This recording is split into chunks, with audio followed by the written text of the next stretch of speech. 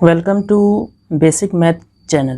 दोस्तों, आज हम इस चैनल में पढ़ेंगे कि सर्किल क्या होता है और उससे यानी वृत्त, हिंदी में वृत्त कहते हैं, और उससे जुड़ी जितनी भी बेसिक चीज़ें हैं आपको सारा चीज़ इस वीडियो में मिल जाएगा। ठीक है, तो चलिए शुरू करते हैं। हम लोग पहले पढ़ लेते हैं कि सर्किल क्या होता है यानी वृत्त क्या होता है। ठीक है, वृत्त क्या होता है कि एक गोलाकार, ये गोल है, गोलाकार आकृति है, इसी को हम लोग वृत्त कहते हैं। सिंपल सी बात है, क्या इसको कहते हैं? गोलाकार आकृति को,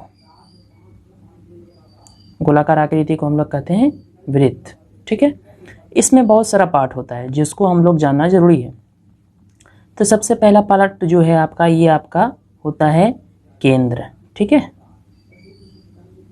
केंद्र। तो केंद्र किसको कहते हैं यानी जिसको हिंदी में इंग्लिश में सेंटर कहते हैं, सेंटर। ठीक है, केंद्र क्या होता है कि वृत्त का बीच वाला पॉइंट को हम लोग केंद्र कहते हैं ना, वृत्त का बीच वाला पॉइंट को वृत्त केंद्र कहते हैं। ये आपका वृत्त हुआ, इस वृत्त क्या है? एक सिर्फ आकृति है ना, फिगर है, और इसका बीच वाला पॉइंट को हम लोग केंद्र कहते हैं। इसमें और भी बहुत सारा टर्म्स है, जैसे आपका हो गया, उसके बाद त्रिज्या। त्रिज्या से पहले हम लोग पढ़ लेते हैं कि परिधि क्या होता है, जिसका इंग्लिश होता है सरकमफेरेंस। ये परिधि क्या होता है ये भी पढ़ लेते हैं, बहुत इजी है। ठीक है, परिधि क्या होता है दोस्तों कि जैसे कि आप देख रहे हैं ये आपका वृत्त हुआ, तो इसी तरह जो है ना वृत्त का टोटल लंबाई, यानी मान लीजिए ये यहाँ से स्टार्ट हुआ, यहाँ से यहाँ तक जब आएगा कोई भी इंसान, यहाँ से पैदल चलेगा, यहाँ से यहाँ तक जो आएगा, इसका जो है ना टोटल लंबाई को हम लोग बोलते हैं परिधि, है ना। वृत्त की कुल लंबाई को परिधि कहते हैं। तो मतलब ये हुआ कि अगर कोई भी इंसान यहाँ से स्टार्ट करेगा, यहाँ से यहाँ तक आएगा, उसको परिधि कहते हैं। या फिर मान लीजिए धागा है, धागा पूरा गोला है, अगर धागा को यहाँ से काट दिया जाए तो धागा कुछ इस तरह होगा, यहाँ से यहाँ तक, तो इसका मतलब धागा का कुछ तो लंबाई होगा ना, यहाँ से यहाँ तक, उसी लंबाई को हम लोग बोलते हैं वृत्त की परिधि। उसके बाद इसमें आता है त्रिज्या। ठीक है, जिसको रेडियस कहते हैं इंग्लिश में। त्रिज्या क्या होता है दोस्तों कि वृत्त की केंद्र और परिधि, ये आपका परिधि, ये भी परिधि, टोटल परिधि ही है। वृत्त का केंद्र और परिधि के बीच का जो दूरी है उसी को हम लोग बोलते हैं त्रिज्या, यानी यहाँ से यहाँ तक का जो दूरी, उसी को बोलते हैं त्रिज्या। ठीक है, वृत्त का केंद्र और परिधि के बीच का दूरी, है ना, को क्या कहते हैं? त्रिज्या कहते हैं। तो आपका एक त्रिज्या यहाँ पे हुआ, आप त्रिज्या यहाँ भी हो सकता है, क्योंकि ये आपका परिधि है और ये आपका केंद्र है, परिधि और केंद्र के बीच का दूरी ही हुआ त्रिज्या। तो यानी त्रिज्या बहुत सारा हो सकता है, यहाँ से यहाँ तक हो सकता है, यहाँ से यहाँ तक हो सकता है, यहाँ से यहाँ तक हो सकता है, यहाँ से यहाँ तक होता है, यानी बहुत सारा हो सकता है। ठीक है, तो इसको बोल सकते हैं वृत्त का त्रिज्या कितना होता है वृत्त में। तो कोई क्वेश्चन अगर पूछ दे कि वृत्त का त्रिज्या कितना होता है, तो आपका आंसर होगा बहुत सारा, क्योंकि हम गिन ही नहीं सकते हैं, अनगिनत।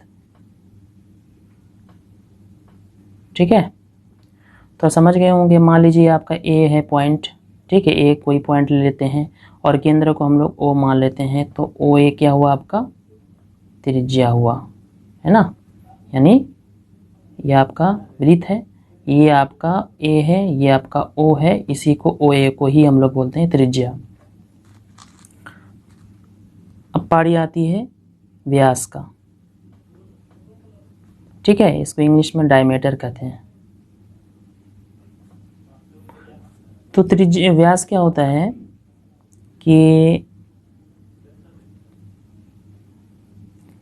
व्यास होता है कि परिधि और परिधि, दो परिधि के बीच का दूरी को, यानी मान लीजिए ये परिधि है, ये भी परिधि है, ये दोनों के बीच का दूरी को हम लोग व्यास बोलते हैं। लेकिन फ़र्क ये है कि ये केंद्र से होकर ही गुजरे, है ना। तो इसको बोल सकते हैं कि एक ऐसा रेखाखंड जिसका अंत बिंदु है ना, ऐसा रेखाखंड जिसका अंत बिंदु परिधि पर हो तथा जो केंद्र से होकर गुजरे।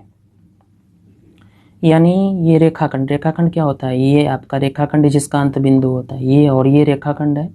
इसी तरह ये भी आपका मान लीजिए ए है, बी है, ये भी एक तरह का रेखाखंड है, लेकिन जो है आपका केंद्र से होकर ही गुजरे उसी को हम लोग व्यास बोलते हैं।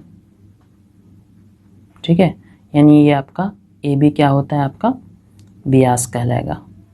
तो ध्यान से देखिए दोस्तों, ए बी यहाँ से यहाँ तक, इसका मतलब दो ठो त्रिज्या नजर आ रहा है ना, एक त्रिज्या इधर, एक त्रिज्या इधर। तो इसका मतलब ये है कि जो भी व्यास होता है, डायमीटर होता है, वो दो गो त्रिज्या होता है, एक इधर एक इधर, यानी 2 इंटू त्रिज्या। 2 इंटू त्रिज्या का मतलब 2 त्रिज्या होता है।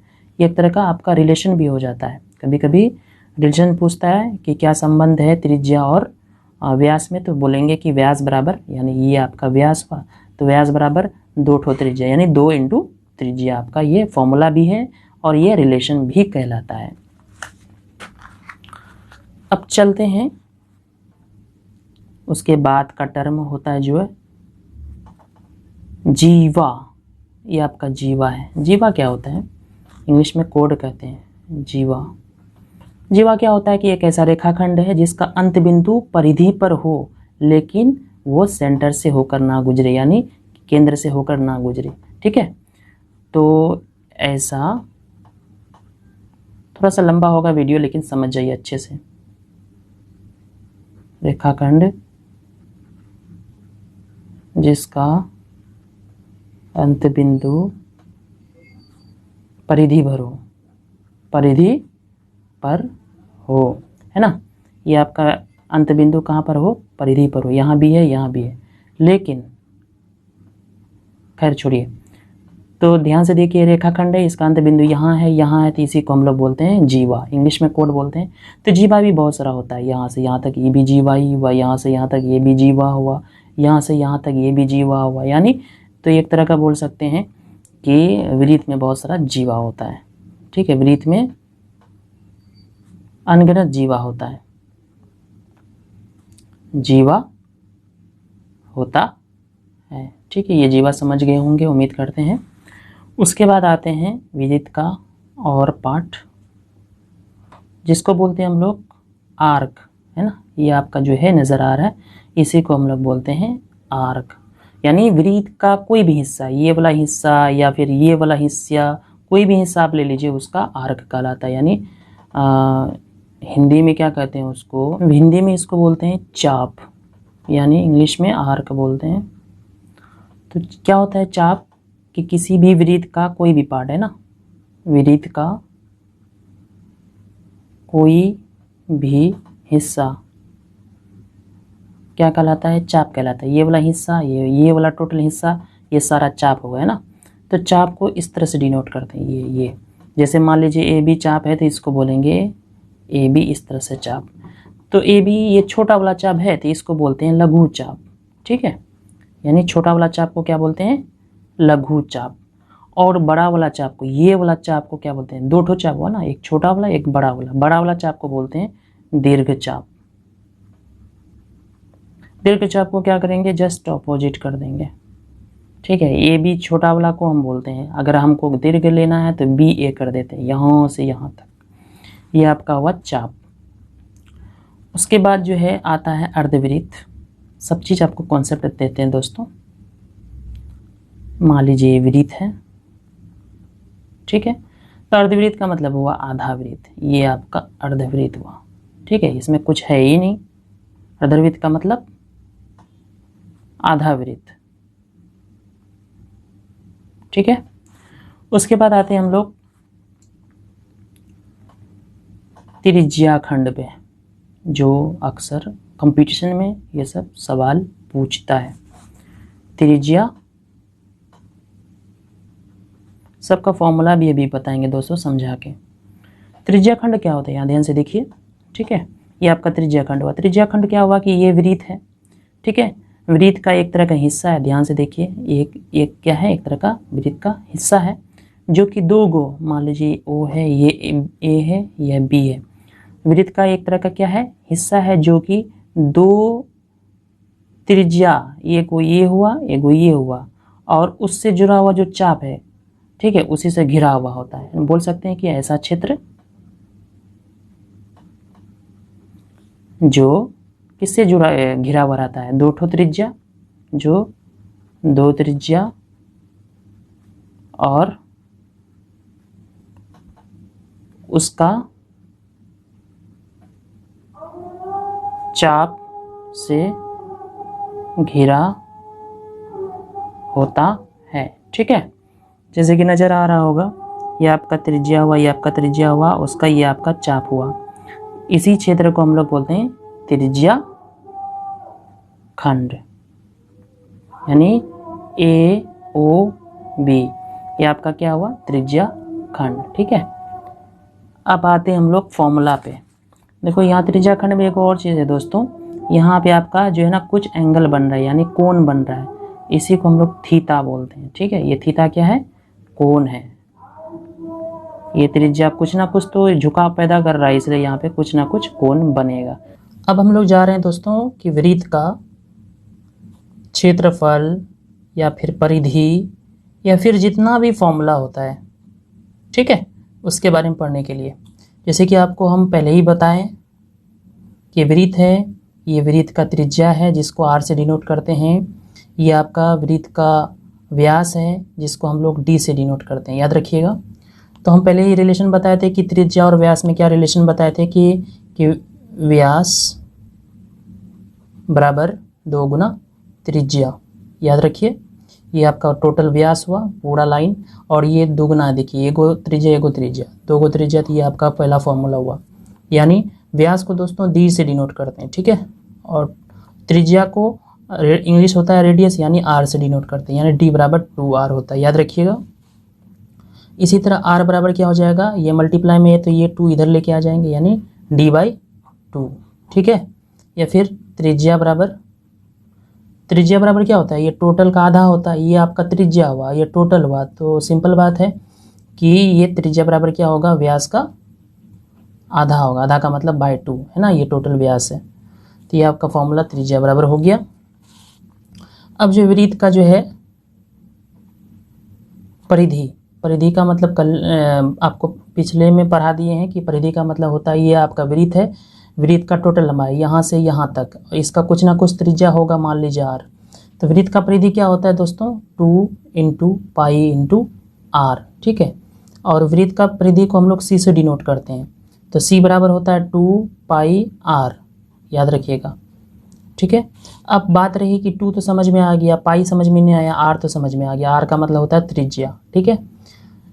तो पाई क्या होता है दोस्तों, ध्यान से देखिए, पाई एक तरह का कांस्टेंट वैल्यू है, और इसका जो है वैल्यू का मान होता है 22/7 या फिर 3.14। इसको जब डिवाइड कीजिएगा तो 3.14 होता है।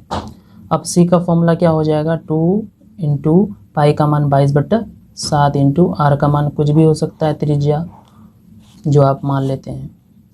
एग्जाम्पल के तौर पे आपको दिखा देते हैं कि अगर हम जो है त्रिज्या का वैल्यू, ये वाला वैल्यू अगर हम जो है r का वैल्यू अगर हम कुछ भी ले लेते हैं, मान लीजिए 5 सेंटीमीटर या फिर 7 सेंटीमीटर, तो कहेगा कि ये टोटल जो है वृत्त का परिधि क्या होगा, यानी टोटल लंबाई क्या होगा। तो c बराबर क्या पर है, 2 पाई r। तो पाई एक तरह का, पाई एक कांस्टेंट है जिसका वैल्यू क्या होता है, कांस्टेंट का मतलब बदलता नहीं है, 22/7, या फिर इसको जब डिवाइड कीजिएगा 3.14। तो c बराबर होता है 2 पाई r, 2 × पाई का वैल्यू होता है 22/7, r का वैल्यू आपका दिया हुआ है त्रिज्या 7, इसको मल्टीप्लाई कट कर दीजिए तो ये हो जाएगा आपका 44 सेंटीमीटर। ये आपका c का फॉर्मूला हुआ, ठीक है। अब जो है वृत्त का क्षेत्रफल,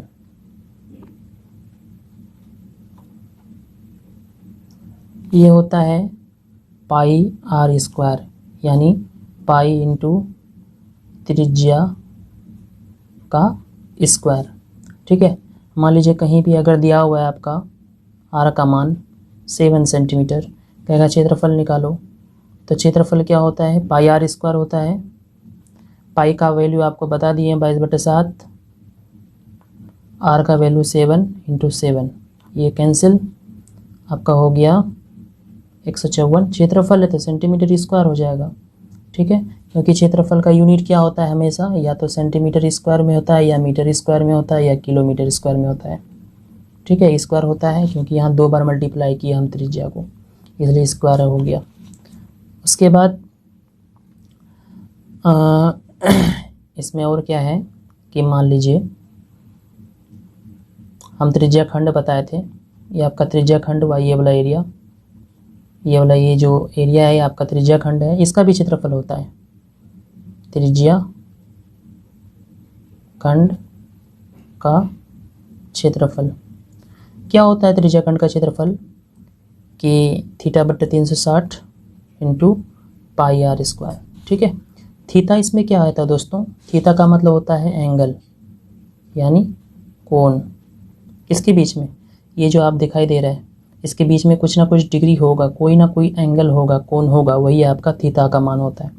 मान लीजिए थीटा का वैल्यू कहीं कहीं 60 दिया हुआ है, 60 डिग्री, ये आपका 60 डिग्री दिया हुआ है, तो क्षेत्रफल मांगेगा। क्षेत्रफल बराबर क्या होता है, θ/360 × पाई आर स्क्वायर। थीटा का वैल्यू 60 है, बाई 360 × पाई का मान 22/7 होता है। आर का मान आपको कुछ भी दे दिया, मान लीजिए 7 ही दे दिया, तो 7 × 7, 2 ठो है तो इसलिए 2 बार मल्टीप्लाई किए, ये कैंसिल, ये भी कैंसिल 6 बार में, तो अब क्या हो जाएगा 154/6।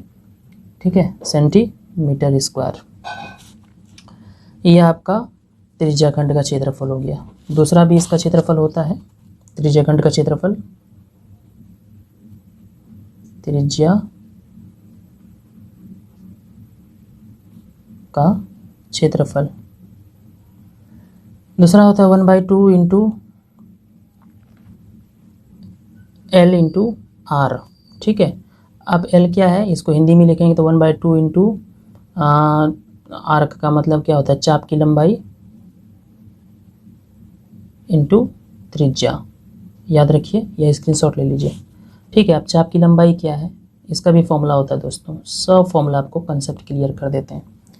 ये आपका जो है, मान लीजिए ये इस तरह जो देखते हैं, ये वाला एरिया है, ठीक है, ये थीटा है, तो ये इससे जुड़ा ये वाला जो है, इसको हम लोग चाप की लंबाई कहते हैं। त्रिज्या खंड में चाप की लंबाई क्या होता है, 1/2 ×